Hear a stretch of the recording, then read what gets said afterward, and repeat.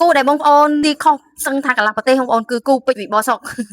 សប្តាហ៍មុនលោកគ្រូឆ្នាំបាត់បង់ពានពេជ្រណាចាហើយសប្តាហ៍កន្លងផុតទៅនេះគឺបាត់បង់ពានរបស់ពេជ្រចន្ទឌីជំរាបសួរក៏សួស្ដីពុកម៉ែបងប្អូនដែលនិយមតាមដានរាល់វីដេអូរបស់ admin ថ្ងៃនេះមកសរុបស្ថិតិក៏ដូចជាលទ្ធផលនៃការប្រកួតរបស់សិស្សលោកគ្រូឆ្នាំសប្តាហ៍មុនសប្តាហ៍កន្លងផុតទៅនេះគឺសិស្សលោកគ្រូឆ្នាំចេញធ្វើការប្រកួត12នាក់ក្នុងនោះគឺចាញ់3នាក់បងប្អូនហើយក៏បាត់បង់ពានរបស់ពេជ្រចន្ទឌីម្នាក់ផងដែរពេជ្រចន្ទឌីគាត់ប្រកួតនៅតាមពានលើកដំបូងក្នុងអាជីពជុំ1គាត់ឈ្នះឡើងទៅជុំ2ប៉ះថេណាឡូយគឺចាញ់នៅទឹកមួយបងប្អូនអញ្ចឹងហើយបាត់បង់ពានលើកដំបូងក្នុងអាជីពរបស់គាត់ហើយសង្ឃឹមថាគាត់នឹងកែចំណុចខ្វះខាតក៏ដូចជាប្រឹងប្រែងដកខាត់សមត្ថភាពខ្លួនឯងទៀតដើម្បីបន្តទៅមុខទៀតបងប្អូនកបីប្រៃពេជ្រសម្បត្តិនៅតែរក្សានិងការពារខ្សែក្បាត់របស់ខ្លួនបាននៅក្នុងយុគមិញនេះបងប្អូនគឺនៅតែជាម្ចាស់ខ្សែក្បាត់ដដែល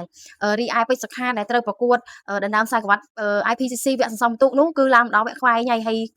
ការប្រកួតវគ្គខ្វែងនេះគឺគាត់ឈ្នះហើយបងប្អូនត្រូវឡើងទៅវគ្គផ្ដាច់ព្រាត់ហើយវគ្គផ្ដាច់ព្រាត់បងប្អូនប្រហែលជាបានដឹងហើយថាត្រូវឡើងទៅប៉ះនឹងកីឡាកររូបណាហើយចំណែកឯ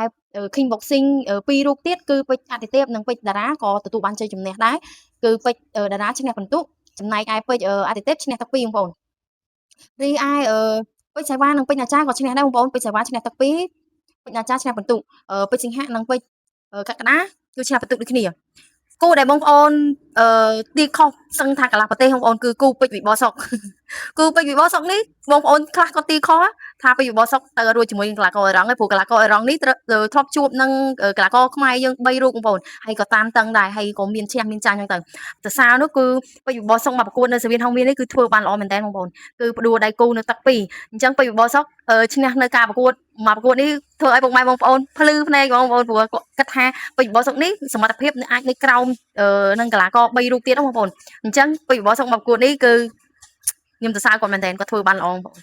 ធ្វើឲ្យបងប្អូនខ្លះគាត់ទីខុសសឹងថាកន្លះប្រទេសបងប្អូនអូក៏មានតែប៉ុណ្្នឹងដែរពុកម៉ែបងប្អូនអរគុណសម្រាប់ការទស្សនាវីដេអូដល់ចប់ហើយក៏តែងតែគាំទ្រ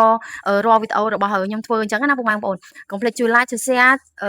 follow page admin ម្នាក់មួយដើម្បីតាមដានពីសកម្មភាពនិងលទ្ធផលនៃការប្រកួតនិងការចេញប្រកួតរបស់សិស្សលោកគ្រូឆ្នាំ